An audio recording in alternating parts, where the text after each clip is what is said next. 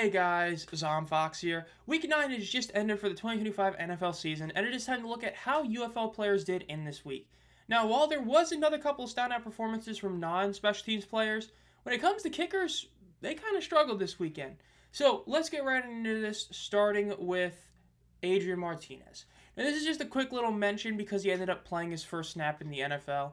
And so the whole story of this, Mac Jones subbed himself out, even though he kind of assumed that they were going to put him in anyway just to make sure. He subbed himself out, which let Adrian Martinez come in to essentially do the last couple of kneel downs in the 49ers win this weekend.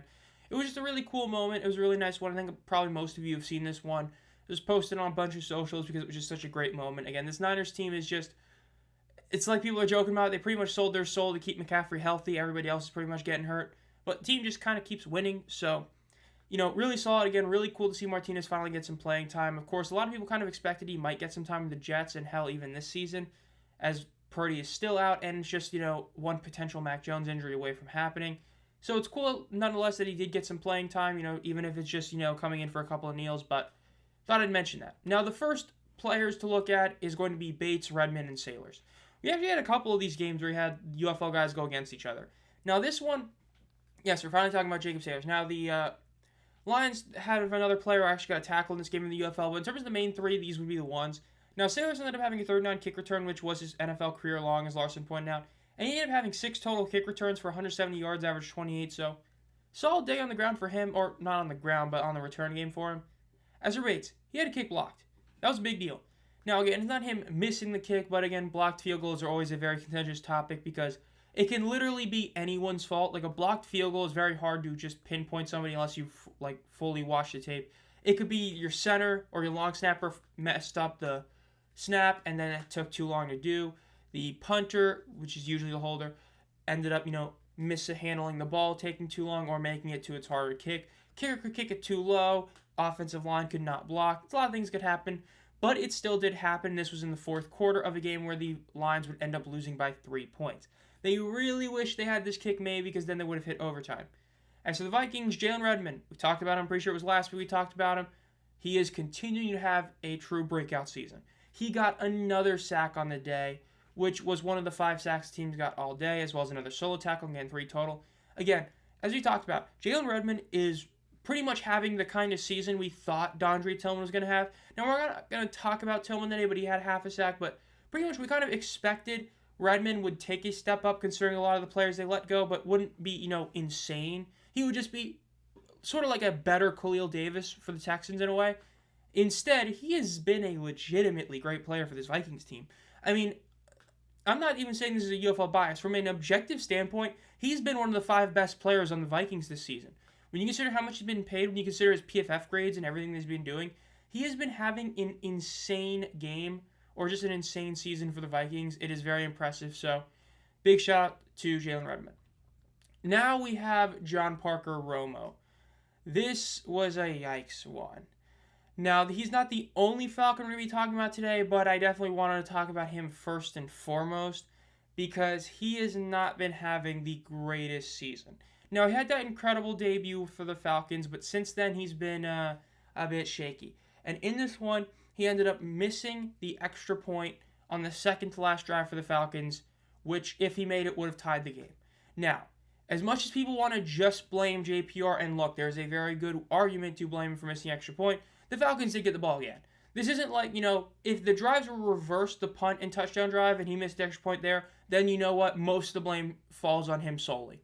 But that wasn't the case. They did have another drive, and like they've been doing all season, they failed to do something when it mattered, and they lost.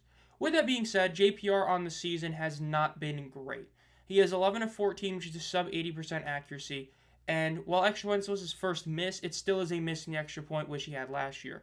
When you compare what he did this year versus last year, he was just simply put better last year. Last year, he had already kicked 5 40-plus field goals, or 40 to 49-yard field goals, made 4 of them. He only missed 1 field goal. Whereas this season, he's already missed 3, and Falcons fans are starting to get really aggravated with him and might even want to get another change. They already saw what happened to Younghoe Koo, and it's seeming like more of the same. Because what was the biggest issue with Younghoe Koo? He was starting to lose his clutch gene. And this is a kind of kick that you cannot miss if you are a kicker, and JPR missed it. Now, the other Falcon to talk about is going to be Laquale London. Now, this is a former battle hockey. Pretty much, I don't think we've literally ever talked about him because he's usually not getting a ton of playing time or doing a ton with it. That wasn't the case today. Today, he played less than 30 snaps. As Larson pointed out, he played like 28 snaps. He ended up having multiple QB pressures and having 2 separate sacks across 5 total tackles. Just a really, really good game from him. And the fact that he only played 28 snaps is a big deal. Again, a lot what happened with Redmond last year is when Redmond played, he was making an impact.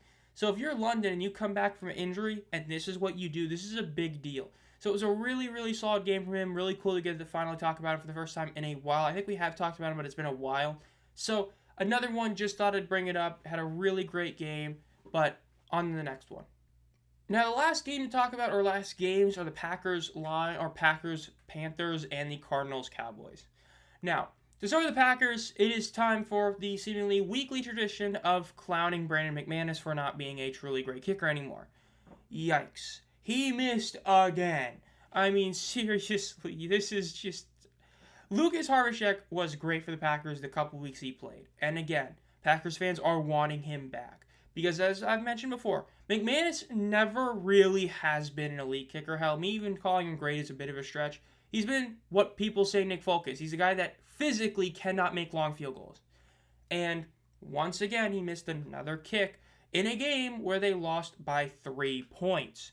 The Panthers got this massive upset. It was hilarious watching the Panthers actually get this W, which is just hilarious, especially how bad they got beat last week by Buffalo. But, hey, I'm happy about that. But the point is, though, he has just not been good. When you look at his last 5 games, so of course, Sunday against the Cowboys, 9-28, that is before his injury, and then his return is Pittsburgh and this week. When you look at it, what do you notice? You notice that all 5 games, he has missed at least 1 kick. Let me say that again in case you didn't hear that, because this is the NFL. This is where, kicker is supposed to be a position that is actually hard to maintain historically. The Packers have let Bro miss a kick in 5 consecutive games. The Commies missed a 40-plus yarder. Cleveland missed a 40-plus yarder. Dallas missed an extra point in a game that they tied, by the way. Pittsburgh missed 2 field goals. This week, missed a 40-yard field goal. He is now struggling from 40-plus. This is 2025. This is the same weekend Cam Little just broke the NFL record with a 68-yard field goal. This is the NFL where Aubrey has been shattering the 60-plus record in terms of how many you kick in a year. This is the year after we had 2 kickers, I think it might have been 3, break the record for most 50-yarders in a season. You have a kicker that can't even make 40-yarders. I mean, it's the most respectful way possible to McManus. He needs to be cut immediately. If I'm a Packers fan and he's still my kicker heading into this weekend's game, I'd be pissed. Because he has been one of the worst kickers in the league this year.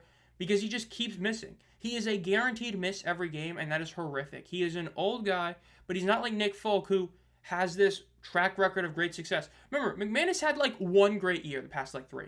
He's had 1. Hell, really past 5 years. He's had 1 truly great year. And he's now living off that great year. But it's clear the Packers substitute teacher Lucas Harvichek, former Renegade, was better. So we'll see if they go back to him. And as for Aubrey, this sucked to watch. He went for a 68-yarder. He could have tied Cam Little's record, but he missed it. It went wide left. It really wasn't close. He had the leg for it, and that kind of kick actually shows he could make it from 70, which I know we've said he could, but really showed it. But he didn't make it. Again, Cam Little ended up actually breaking the record for the Jaguars in a wildly good game between the Jaguars and the Raiders, and it was a big deal. And the fact that Aubrey could have legitimately tied it the next day is hilarious, but he didn't. Overall, the Cowboys ended up losing this game by 10. Turpin was in the game, but he didn't do a ton. It just was a yikes one to see him miss that one, just because you were like, man, if he makes that kick, it's another 60-yarder that he's made on the season. He ties the record, and it's just insane. But instead, he missed it. And overall, that'll do it for this week's UFL players in the NFL. Like I said, kickers were a bit shaky this week. Again, one of them was a miss because of it being super long. One of them just missed a kick they shouldn't have missed. One of them got a kick blocked, and then obviously there's a kicker that's not playing. And didn't even mention Whalen, but Whalen literally did nothing for the Packers. He didn't come out to play once because that Panthers-Packers game was just long drive after long drive after long drive, and the Packers never punted, yet still lost, which is just, again, wild game to watch.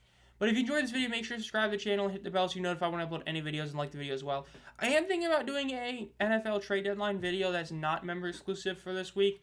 I don't know, it depends how many trades happen, so be on the lookout for that. Think about becoming a community member. You get one exclusive sports video that's about something not related to the UFL, as well as other benefits. And as always, guys, have a great night.